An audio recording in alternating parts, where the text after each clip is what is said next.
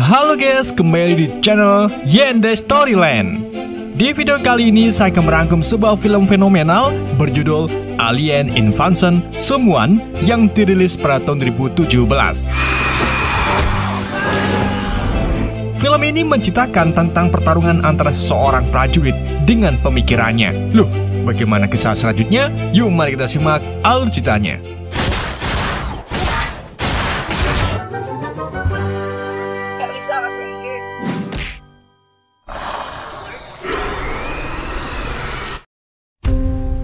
Cerita dimulai 57 tahun setelah peperangan melawan makhluk asing yang disebut dengan Nosuch. Akibat peperangan tersebut, 90% umat manusia telah musnah dan sisanya hidup di bawah tanah. Dan hanya segelintir orang yang menolak untuk mengungsi di bawah tanah.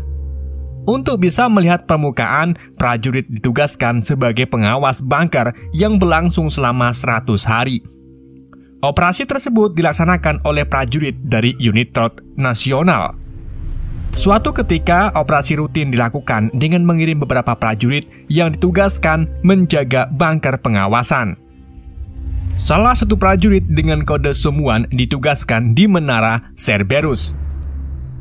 Setibanya di bunker, Someone tak menemukan seorang pun dan hanya menemukan sebuah sistem yang menunjukkan kondisi kamera di sekitar bunker. All cameras operational. Monitor the surveillance cameras. Policeman task force.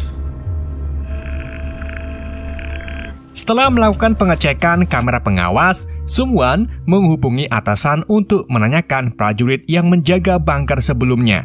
Namun atasannya hanya menjawab bahwa petugas sebelumnya telah dievakuasi setelah menjalankan tugasnya menjaga bunker selama 100 hari. Dan sekarang tugas tersebut digantikan oleh Someone. To the base every 12 hours. Your predecessor had to be evacuated. All cameras operational. Bidden to leave your operational area. Setelah melapor ke atasannya, Someone melaporkan keadaan bunker setiap 12 jam. Dan setelah laporan diberikan, Someone mendapat sebuah kode. Akhirnya tugas Someone pun dimulai. Di sela-sela tugas, pusat memberikan arahan untuk tidak melawan atau kontak dengan Nosuch. Saat di malam hari, Someone hanya mendengar suara misterius yang terdengar di sekitar bunker pengawasan.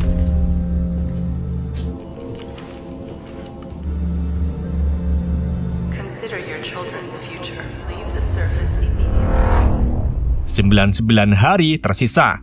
Someone memulai tugas dengan mengecek kamera pengawas dan semua terlihat baik-baik saja. Dan saat Someone sedang sarapan, ia melihat seekor wiruk putih masuk ke dalam pipa. Namun Someone tidak melapor wiruk tersebut dalam laporannya. SUM-1 out.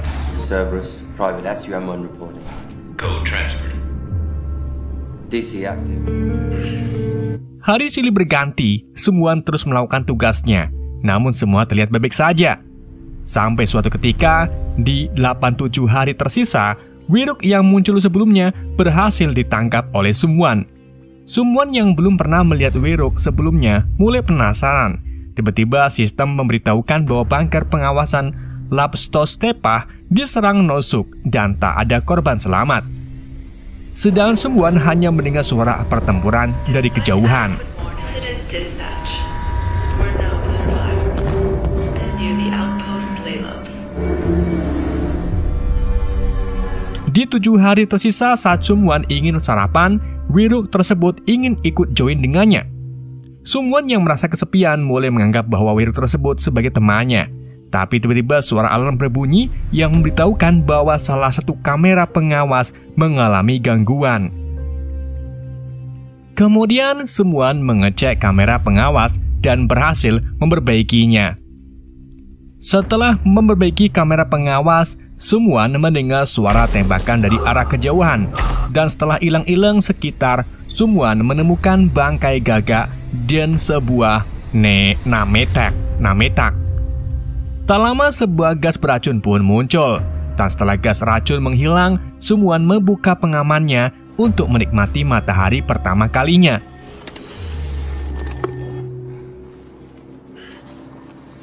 Could that have been the Nosuch? Kemudian Sumuan melaporkan mengenai bangkai gagak dan nametak yang ditemukannya. Dalam nametak tersebut tertulis VAX-7 milik dari prajurit yang bertugas sebelumnya. Saat Sumuan menanyakan alasan VAX-7 dievakuasi, pemimpin hanya menjelaskan bahwa VAX-7 dievakuasi karena sedang sakit. Dan Sumuan diperintahkan untuk fokus dengan tugasnya. I also found an ID tag. Requesting current safety bunker code, sir. Ill and waited for us in the bunker. Could that have been the non-such? They kill us. VAX-7. Private, we need you to focus on your mission. SUM-1 out. Waktu terus berlalu hingga 65 hari tersisa. Sumuan melakukan patroli seperti biasa. Namun kali ini ia mendengar suara dan tiba-tiba melihat sosok misterius berlari di depannya. Meski Sumuan terus mengejarnya, namun sosok tersebut berhasil melarikan diri.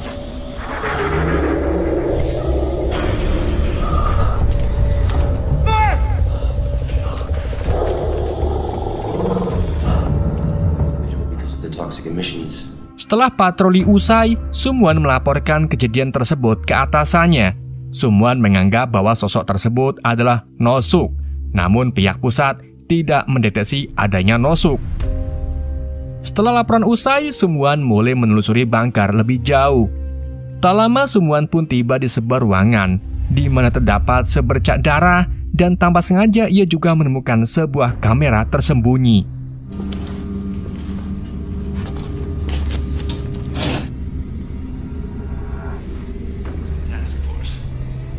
Saat Sumuan ingin mengakses kamera tersebut, sistem menolak akses dari Sumuan. Rasa penasaran Sumuan kian bertambah sampai akhirnya ia mencoba membuka loker yang dikunci. Dan setelah Sumuan berhasil membuka loker tersebut, ia menemukan sebuah buku catatan yang berisi gambar-gambar mengenai objek yang berada di sekitar bangkar. Di 54 hari tersisa, ditemani seekor weruk, Sumuan penasaran dengan gambar yang menunjukkan lokasi bangkar lain yang berada di dekat bangkar Kerberus. Kemudian, Sumuan berniat melakukan pengecekan terhadap bangkar lain yang berada di sebelah Kerberus. Namun saat Sumuan ingin meninggalkan lokasi, sebuah radar menghentikan Sumuan, dan seketika chip yang ditanamkan di kaki Sumuan mencegahnya untuk meninggalkan wilayah Siberius. Karena tak berhasil melewati radar, Sumuan mencoba melihat bangkar lain dengan memanjat pohon. Ia mencoba melambaikan tangan untuk berkomunikasi menggunakan kode Morse. Meski begitu, bangkar yang SUM-7 tak memberikan respon. Karena semakin penasaran, Sumuan mencoba mengecek rekaman. Saat ia melapor ke atasannya, tiba-tiba bangkar Cerberus mulai kehilangan daya. Sebelum daya mati total, ia sempat melihat sebuah bayangan yang berada di belakangnya. Apaan tuh? Setelah daya sepenuhnya mati, Sumuan mendengar suara dari arah bangkar. Dan saat ia mengeceknya, ia hanya menemukan seekor bayi burung. Setelah 2 jam daya bangkar mati, dan saat daya bangkar itu pulih, Sumuan yang ketakutan segera menghubungi pusat. Dalam laporannya, Sumuan mulai ketakutan, namun pihak pusat hanya merespon dengan mengirim seseorang teknisi berkode Max. Melihat Sumuan yang ketakutan, pusat menginstruksikan agar Sumuan tetap tenang karena misinya sangat penting untuk kelanjutan umat manusia. We're counting on you, Private. He has an independent power supply. There is something in my tower. You must stay focused and alert, or to support you in your mission. Setelah laporan usai, Sumuan mencoba mengakses rekaman kamera. Namun akibat kehilangan daya, sebagian rekaman pun terhapus. Di 39 hari tersisa, Sumuan menanyakan dirinya dengan mengajak weruk mendongeng. Tak lama sebuah walkie-talkie menghubungi Sumuan. Rupa-rupanya yang menghubungi Sumuan berasal dari bangker lain dengan kode Care4. Care4 menghubungi Sumuan karena sandi Morse sebelumnya. Sumuan yang mengetahui bahwa ia tidak sendirian merasa senang dan mulai mengajak Care4 mendongeng. Namun Care4 menolak karena percakapan antar petugas dilarang. Meski Sungwon bersikeras untuk mendongeng, Kerfor segera mengakhiri percakapan tersebut. Talk to me, please. Health issues. Identify yourself. What was he like? What happened to him? I sent you the Morse code. His stuff, his drawings. Our communication is strictly forbidden. Di 34 hari tersisa, Sungwon kembali berpatroli di sekitar bunker. Tak lama ia menemukan sebuah runtuhan dengan hewan di sekitarnya. Tiba-tiba ia mendengar suara tertawa dari dalam runtuhan yang ternyata adalah seorang wanita bersama anaknya. Melihat ada orang lain di sekitar bunker, Sungwon mencoba membujuk wanita tersebut untuk ikut dengannya karena Nosuk yang bisa menyerang kapan saja. Namun wanita tersebut lebih milih kabur, sedang Sungwon yang mencoba mengejarnya terhalang oleh chip yang berada di kakinya. Dan setelah melaporkan kejadian tersebut, Sungwon hanya diberikan respon untuk mencoba membujuk orang asing mengungsi. Dan jika tak ada respon, Sungwon harus kembali bertugas untuk melindungi kelangsungan hidup manusia. Setelah laporan usai, Sungwon mulai ragu karena orang yang ditemuinya terlihat bahagia di permukaan, sedangkan ia harus bertugas di bayangan ketakutan Nosuk. When I sleep, I see children. Someone once told me that he knows me as mentally disordered. Laugh and jump. This is SUM-1. Di malam harinya, Sungwon mencoba kembali menghubungi Kerfor, namun Kerfor enggan untuk menjawabnya. Di keesokan paginya, Sungwon tidak menyerah dan terus menghubungi Kerfor dengan memanjat pohon. Setelah tak mendapat respon, Sungwon kembali berpatroli dan menemukan bunga tumbuh dengan subur. Di saat yang sama, sebuah peringatan muncul mengenai gas beracun. Sungwon yang tidak menggunakan helm mulai panik dan pada akhirnya ia pun turu akibat gas beracun tersebut.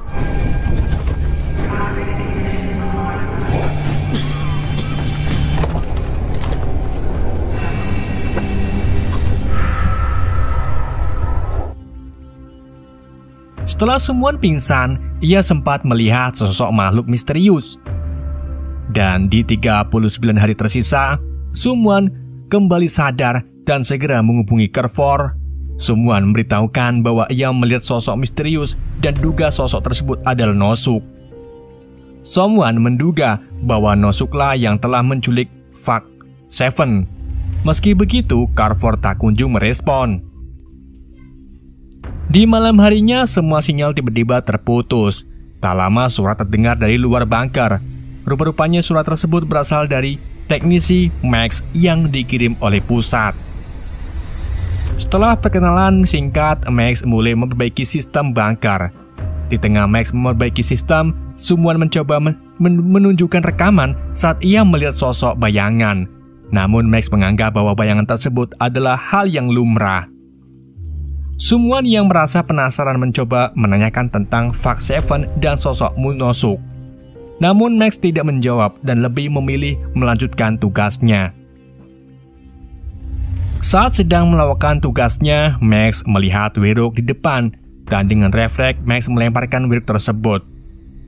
Karena hal itu membuat Sungwon merasa terguncang karena Wiruk tersebut merupakan teman satu-satunya.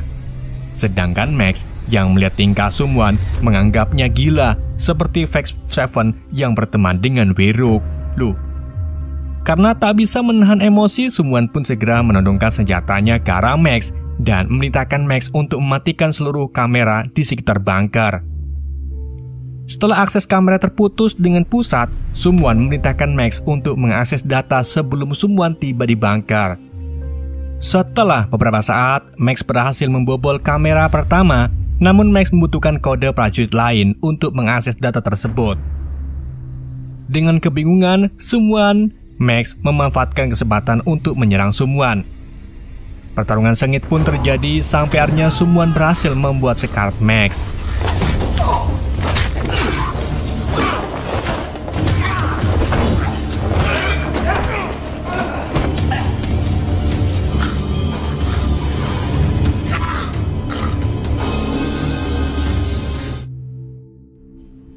Akhirnya setelah Max menyerah, Max menceritakan saat ia berperang melawan Nosuk. Awalnya Max beserta rekannya bisa memenangkan war. Namun tiba-tiba helikopter yang ditumpangi mereka terjatuh, dan saat itu juga Max melihat Nosuke. Seketika suara yang menekan telinga hingga membuat telinga Max berdarah. Dan tanpa mengetahui apa yang terjadi padanya, Max berhasil selamat. Set out on my own in search of help. Then, they're just numbers. The freaking sandstorm hit. It's nothing but pure pain. Around like an ant in a tornado. Let's go. Meski begitu, Sung-won tidak mempercayai Max dan menguncinya di sebuah ruangan. Di keesokan paginya, Sung-won memberi laporan seperti biasa tanpa memberitahukan kejadian yang baru saja ia menimpanya. Kemudian, Sung-won kembali menghubungi Bunker 4 untuk meminta kode milik Car-4. Sung-won menjelaskan bahwa ia akan menyelidiki kejadian yang menimpa Fox 7. Akhirnya Sung-won mendapatkan kode tersebut dan berhasil rekaman milik Fox 7. Dalam rekaman tersebut, Fox 7 terlihat depresi dan menjadi gila. Oleh karena itu, Sung-won kembali menghubungi Car-4. Sung-won menganggap Fox 7 gila karena kesendiriannya di dalam bunker. Sung-won juga mulai berspekulasi mengenai Nosuke. Ia menganggap bahwa sebenarnya Nosuke tidak nyata atau para Nosuke sudah pergi.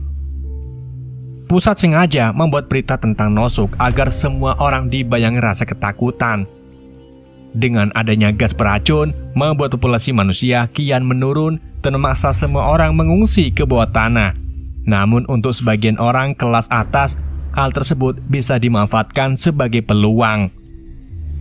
Namun Car-4 yang bertugas sudah kedua kalinya menganggap Sung-won gila. Sedangkan Sung-won kembali menjelaskan bahwa ia bertemu dengan seorang wanita dan anaknya yang terlihat tidak takut dengan Nosuke. Dan mengenai korban jiwa yang tewas, tubuh para korban tidak ditemukan yang membuat Sung-won curiga bahwa pusat telah membunuh banyak orang. Dan karena hal itu membuat Fox 7 gila, sedangkan Car-4 yang tidak bisa membuktikan ucapan Sung-won mengakhiri percakapannya. They just attacked Laylabs. Sources running out. There was no longer enough for all of them. Gone a long time ago. No one said she was afraid of me. But I failed. Di 7 hari tersisa, Sung-won mulai muak dengan berita dari pusat. Dan saat ia ingin menemui Wiruk tersebut telah tewas. Di malam harinya, Sung-won mulai kena mental dengan keluar dari bunker dalam keadaan bugil. Tiba-tiba Sung-won melihat sosok misterius dengan sebuah tanduk yang mengejarnya. Namun, dengan kemampuannya, Sung-won berhasil mengalahkan sosok tersebut.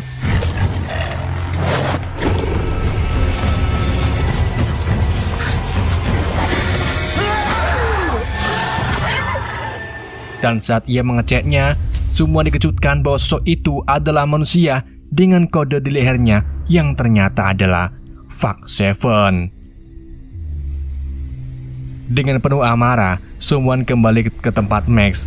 Sung-won mengatakan bahwa Fox 7 ketakutan sehingga Fox 7 menjadi gila. Dan semua hal itu diakibatkan oleh Max yang membuat kebohongan mengenai pertemuan dengan Nosuke. Sekarang Sung-won semakin yakin bahwa Nosuke tidak nyata dan memerintahkan Max untuk mematikan semua sistem bunker. Setelah semua sistem bunker dimatikan, Sung-won menghubungi Car-4 untuk mendatanginya. Sung-won mengatakan bahwa Max lah yang membuat Fox 7 menggila dan ia ingin mengakhiri kegilaan tersebut. Car-4 yang mendengar hal itu mencoba mempercayai Sung-won. Di keesokan paginya, Sung-won bersiap untuk menemui Car-4. Sebelum ia pergi, ia sempat membebaskan Max. Dan setelah sistem bunker dimatikan, Sung-won tiba di bunker Car-4. Namun setibanya di sana, kondisi bunker terlihat berantakan dan ia menemukan potongan daging berceceran. Tak lama suara yang menekan telinga hingga membuat telinga Sung-won berdarah mulai terdengar. Tak jauh dari bunker, Sung-won melihat pertempuran yang sedang berlangsung.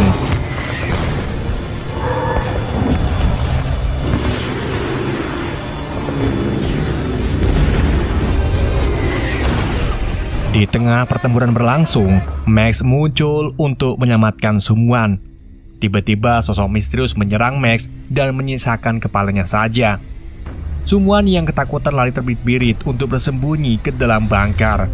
Namun, persembunyiannya tak bertahan lama saat Nosuke menemukannya. Akhirnya, Sun-won sadar akibat pemikirannya membuat 2 bangker kehilangan pengamanan yang membuat banyak nyawa tewas. Pada akhirnya, Sun-won pun tewas oleh No-suk dan seorang umat manusia yang bersembunyi di dalam tanah kini dalam bahaya dan film pun tamat.